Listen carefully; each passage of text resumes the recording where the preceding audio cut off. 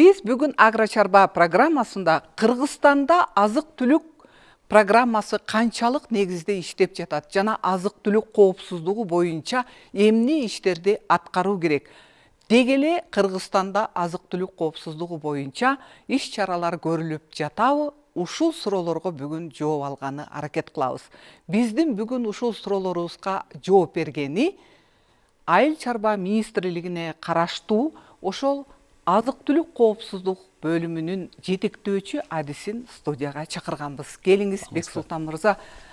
Бексултан мырза, айтсаңыз, бүгүнкү күндө Кыргызстандын эң маанилүү азык-түлүк коопсуздугуна кирген, адам баласы күнүмдүк жашоосунда колдонуп аткан ошол нан азыктары, ошондой эле эт азыктары, ун, май, же болбосо күрүч, туз, кант дегендей канчалык даяр да? Ушул эт азыктары биздин өзүбүздө өндүрүлгөн эт азыктары Кыргызстандын ичине жетиштүүбү? Биз азыркы учурда өзүбүздү картошка менен камсыздайбыз, сүт азыктары менен камсыздайбыз.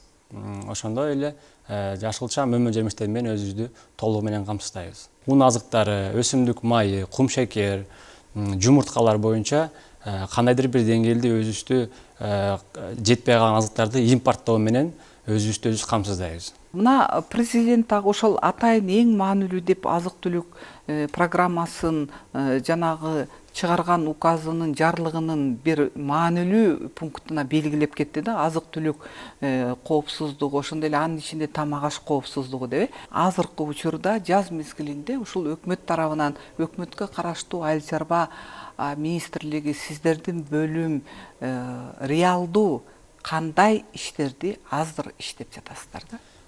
Биринчиден, азык-түлүк өзүбүздүн ички рыноктогу товарлар жанагындай ушундай азыр коронавирус убагы мисалы үчүн ушундай убакта кризис убагында сыртка чыгып кетпеш үчүн биринчиден бул 2020-жылдын башында баарыбызга белгилүү болгондой чектөөлөрдү кылганбыз. Бул жанагы эттин экспортун токтотконбуз да. Быйыл кандай болду? Анан бул чектөө болгондон кийин өзүңүздөр көрдүңүздөр, азыр эттин баасы бир 320-350 мың тегерегинде болот да. Эгерде ошол чектөө болбогондо, ошол этке болгон баа дагы аябай өсүп кетмек да. Майдын баасы менен сахар, кумшекердин баасы кымбаттады. Ички рыноктогу товардын көлөмүн көбөйтүү менен ага болгон бааны кармап калуу, ага болгон бааны кандайдыр бир деңгээлде өстүрбөөнү токтотуу иш-чарасы көрүлүп атат да. Бул интервенция деп атат. Ошол кармап калуу багытында импорттон келип, бирок бааны мурункудай кармап атасыздарбы, же кандай? Бул негизи рынокто өзүңүз билесиз, биз сатып алдырган мамлекеттен көз каранды да. Демек, бизди саткан мамлекет кайсыл баада берсе, ошол баада биз сатканга мажбур болобуз да, ички рынокто. Биздин учурда азыр майдын 80%, өсүмдүк майы 80% Россиядан келет да. Өсүмдүк майынын көлөмү аз болгону байкалууда. Эми өкмөт өзүнүн эсебинен алып келип майларды анан кайра туруктуу, максималдуу түрдө арзан баада кайра сатат да. Ушундай жол менен жанагы рыноктогу майдын санын көбөйтөт. Ал эми саны көбөйсө, бул баасы түшөт, же болбосо ордун сакталып калат да. Бул иш-чара реалдуу түрдө качан башталат? 1,5 ай мурун башталган. Анан сатып алуу, акчаларды бөлүү маселеси менен боло отуруп, мунун эми жыйынтыгы ушул май айында уже билинет да. Ошондо сиз жогоруда атап кеткендей, сырттан өкмөт өзүнүн каржылап алып келип, андан кийин кармап туруу дедиңиз. Ошондо кайсы маанилүү азыктарды алып келип, анан майдан баштап туруктуу кармап турат да, атап кетсеңиз. Азыркы учурда 2 маанилүү товар болуп атат. Бул өсүмдүк майы менен кум шекер. Себеби дегенде баарыбыздар көрүп атабыз, кум шекер менен өсүмдүк майына болгон баа аябай жогорулап кетти. Өсүмдүк майынын көтөрүлгөн себеби бул бир гана Кыргызстанда эмес, дүйнөлүк рынокто кымбат болуп баштады да. Ага себеп болуп, жана Россия менен Украина мамлекеттеринде түшүмдүүлүк аз болгондугуна байланыштуу жалпы эле ошол алардын таасири дүйнөлүк баага тийгизди да. Ошондуктан ушундай динамика, тенденция көрүлүп атат өсүмдүк майынын кымбаттаганы боюнча. Казакстандан алып кирүүгө азыр мүмкүнчүлүк болобу же жокпу? Учурда эч кандай чектөөлөр жок. Эгерде казак биздин бир тууган ишкерлерибиз жанагындай татыктуу баага сатам десе, аны да алганга даяр, бирок бул жерде эч кандай чектөөлөр жок. бул жерде жөн гана эгерде кайсыл тарап арзан бааны берсе, ошону алганын себебинен биз Россия өлкөсүнөн көбүнчө импорттайбыз да. Биздин Кыргызстанда май өндүрүлөбү? Кыргызстанда жылына орточо эсеп менен 7000 тонна гана май өндүрүлөт, өсүмдүк майы. Буга бирден бир себеп болуп, биздин ошол жаратылыш шартыбыз күн караманы чоң гектарларды айдаганга ошол шарт түзө албайт да. Анан ошондой эле биздин жанагындай Казакстан, Россия сыяктуу кенен талааларыбыз жок болгондуктан өсүмдүк майын өстүргөн аябай кымбат түшүп калат да. Ал эми сөзсүз түрдө кымбат болгондон кийин бияктагы май иштеткен ишканалар биздикин алгандан көрө Россияныкын, арзан Россияныкын же арзан Казакстандыкын алып, анан кайра иштеп андан май чыгарат. Бирок жылына биз болгону 7000 тонна май чыгарабыз. Күн караманы майын. Күн караманы майын. Ал эми 7000 аралаш, ал жерде рапс дагы бар, сафлор дагы бар аралаш да. Анан бул 7000 тонна биздин өзүбүздүн болгону бир 19-20% ички керектөөбүздү камсыздайт. Союз учурунда түштүк тарапта, түштүк региондо Ош, Жалал Абад областарында пахта өстүрүлчү эле. Азыр деле түштүк региондо пахта эгилет, ошол эле жеке ишкер дыйкандар эгишет. Анан ошол пахтаны да иштетип, пахтадан май чыгарып алчу эле да. Анан ошол жагын жолго коюу боюнча министрликте ушундай суроо көтөрүлүп, ушундай иш-чараны реалдуу ишке ашырганга мүмкүнчүлүк барбы же жокпу? Пахта өстүрүп май чыгаруу бир аз мындай финансылык жактан туура келбей калгандыктан фермерлерге ошондуктан көбү айдашпайт да. Негизи эле пахта культурасы башка азыркы учурда жашылча мөмө жемиштерге салыштырмалуу пайдалуулугу бир аз түшүп кеткендигине байланыштуу көпчүлүк фермерлер ошол тармакка өтүп кетишти да. Сырткы өлкөлөр менен өкмөт өзү каржылап алып кирип туруктуулукту сактаганга аракет кылат, майдан баштап белине баштайт деп. Мен айтайын дегеним, ошол сыртка барып чыгып сатып алып, анан туруктуулукту кармаганга кеткен чыгымга караганда ошол чигит сатып алып дыйкандарга берип өлкөбүздүн ичинде чыгарса, балким ошол пахта майы дагы Союз учурунда абдан популярдуу болгондой, азыр деле сатылса пайда көбүрөөк болот беле деген суроо туулат да. Мамлекет кетирген акчасын кайра кайтарып алат өзүнө. Өзүнө кайтарып алат. Эгерде ал акчанын баарын чигиттерге таратып койсок, бул кайрадан эле өзүбүздүн бюджетибизге чоң залакасын тийгизет да. Себеби дегенде ал акчадан кийин пенсиялар берилет. Рахмат. Мына сиз Бексултан мырза атайын келип ушул азык-түлүк коопсуздугу боюнча жалпы калкка маалымат берип, ошондой эле өзүңүздөрдүн Айыл чарба министрлиги анын ичинен азык-түлүк коопсуздугу боюнча бөлүм кандай иштерди аткарып атат, эмне иш-чараларды пландаштырып, жана эмнелерди аткарды, ошол боюнча кенен маалымат бердиңиз. Ишиңизге ийгиликтер каалайбыз. Буюрса күзгө чейин баасы түшсүн, бирок көтөрүлбөсүн деген ниетти айтуу менен сиз менен коштошом. Рахмат. Рахмат. Жакшы барыңыз.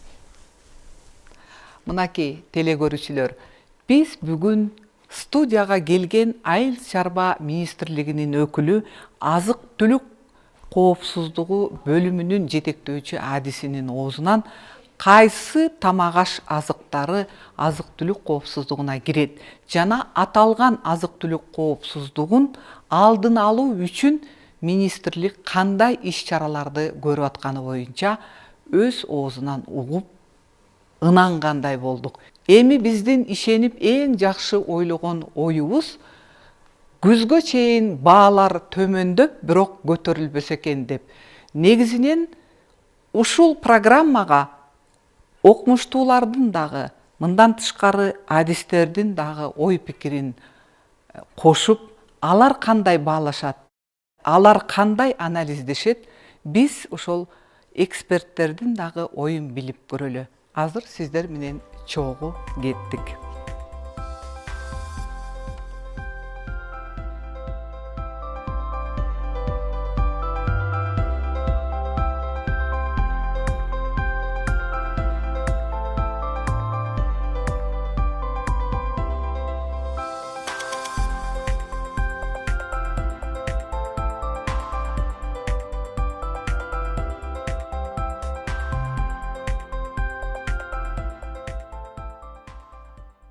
Биздин Кыргызстанда азык-түлүк коопсуздугунун абалы кандай? Сиздин окумуштуу катар көз карашыңызда. Азык-түлүк коопсуздугу деген бул улуттук коопсуздук деп баарыбыз билишибиз керек. себептен биздин мамлекет ар бир жаранга ошо өзүнө тоюмдуу болгон тамак аш азыктары жеткиликтүү болуш керек. Бул табигый жеткиликтүү болуш керек, экономикалык жактан жеткиликтүү болуш керек. Биз эртең ойлонбошубуз керек да, мен тамакты кайдан таап жейм, каяктан сатып алам деген. Биздин Кыргызстанда да андай маселе курчко деп эле ойлойм, себептен бир жыл аралыгында биз аны өзүбүз сезип калдык. Изилдеп көрсөк, ошо бир жагынан дагы биздин окумуштуулардын да бул жерге салымы чоң болуш керек экен. Себептен ошо азык-түлүк коопсуздугу боюнча программа иштелип чыккан мамлекет тарабынан. Ал жерде 177 пункт бар. Ошол пункттун бири илимий жактан жаңы технологиялар ойлонуп чыгыш керек. Фермерлерге, дыйкандарга кандай үрөндөр себиш керек, кандай иштетиш керек.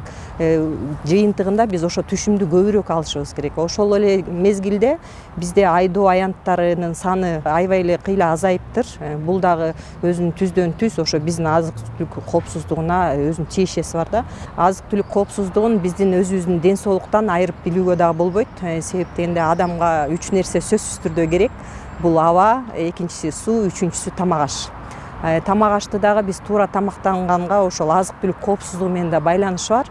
Себептен биздин ден соолугубуз ошол 70-80%га кандай тамак биз жеп атабыз ошого байланыштуу болот да.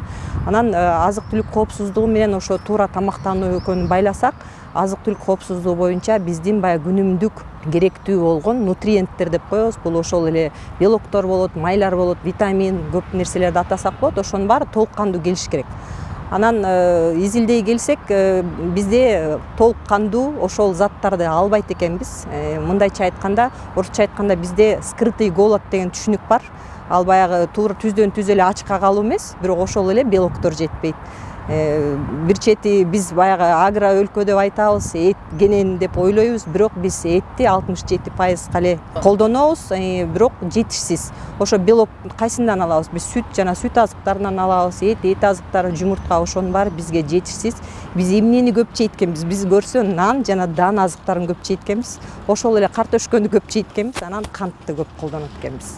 Азык-түлүк коопсуздугун жөнгө келтирүүгө ушул стабилдүүлүктү сактап калууга Кыргызстандын мүмкүнчүлүгү азыркы учурда ушул мезгилде барбы? Кандай деп ойлойсуз?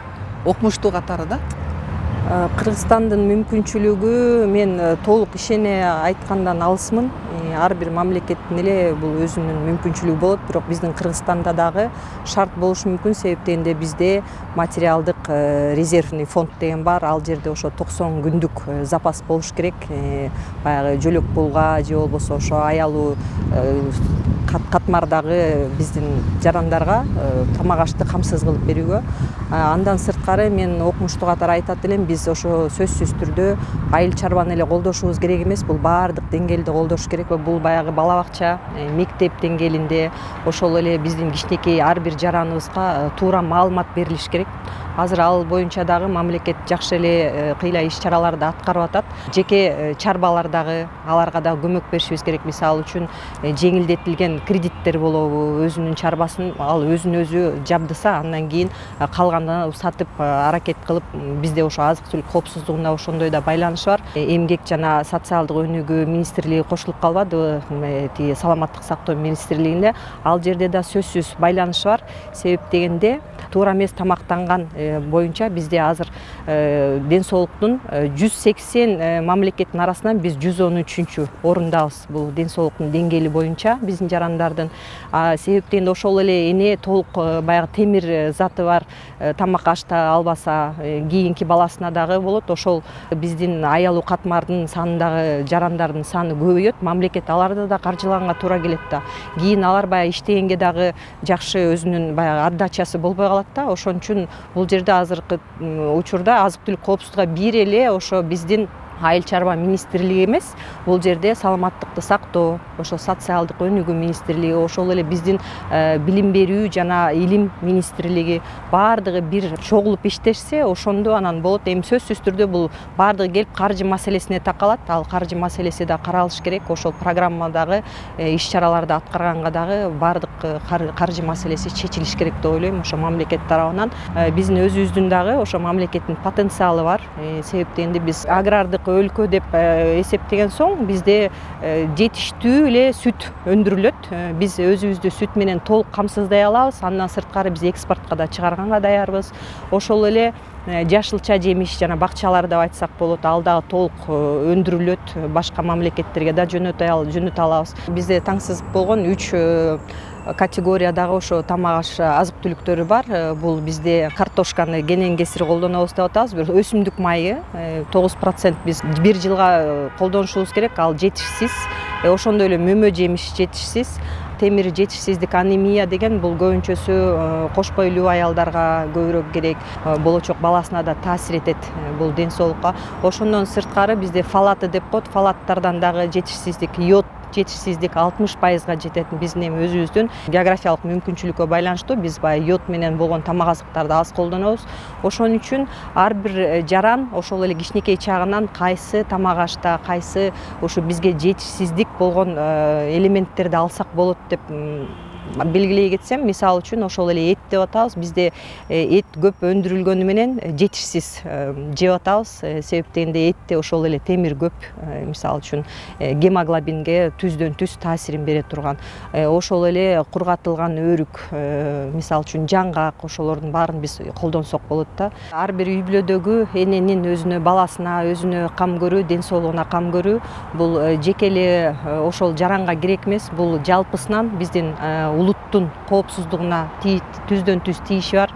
Себеп дегенде ошол биздин уламдан улам жаралган поколение деп койсок болот. Ошол кийинки биздин экономикага салым киргизчү дагы өсүп келаткан жаштар ошолор бири салымын бериши мүмкүн. Улуттук коопсуздугунун ар бир жарандын ден соолугу менен түздөн түз байланышы бар. Себеп дегенде улуттун коопсуздугу бул ошо ар бир жарандын ден соолугу чың болсо, ошондо биз айтабыз бул мамлекет күчтүү. Себеп дегенде кийин ошол эле жаңыдан өсүп келаткан жаштар, балдар ошол экономикага салымын кошот, иштей алышат. Бул жумушсуздуктун түздөн түз чечүү маселеси деп да ойлойбуз. Ар бир ата-эне, ар бир жаран туура тамактануунун маданиятын өзү билип, балдарына жеткизип, ошол эле биздин жогорку окуу жайда да ошондой көп аракеттерди кылабыз. Жыйынтыгында биз айтабыз, бул биздин күчтүү мамлекет болушуна түздөн түз таасири болот деп.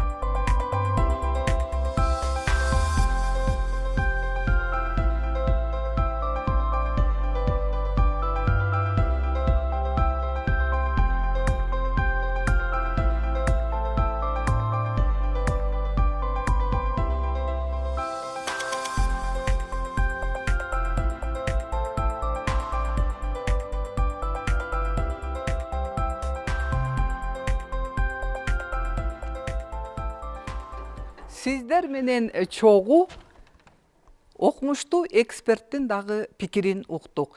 Эң негизгиси өкмөт тарабынан өкмөткө караштуу айыл чарба министрлигинин тиешелүү жетектөөчү адистери дагы өз учурунда профессионалдуу иштерин туура аткарса, сөзсүз түрдө бизде азык түлүктөр жылына коркпостон камсыз болот деген ойдобуз.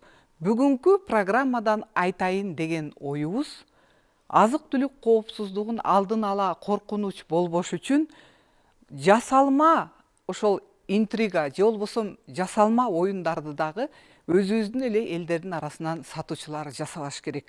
Эң негизгиси өзүбүздүн ички рынокто, өзүбүздүн өлкөдө көпчүлүк азык түлүктөрдү өндүрсөк, биз ошол мезгилде сөзсүз түрдө толук кандуу коркпостон камсыз боло алабыз. Бүгүнкү программадан биз сиздерге азык түлүк коопсуздугу боюнча айтканы аракет кылдык. Себеби бул деген сөз ошол президенттин, өлкө башчысынын, мамлекет башчысынын эң негизги критерийлеринин бири бул атап кеткен азык түлүк коопсуздугу боюнча биз бүгүн программадан адистердин дагы, окумуштуунун дагы пикирин билгени аракет кылдык. Сиздер Агро чарба программасын көрдүңүздөр. Алып барган мен Айнур Султангазиева болдум. Саламатта болуңуздар.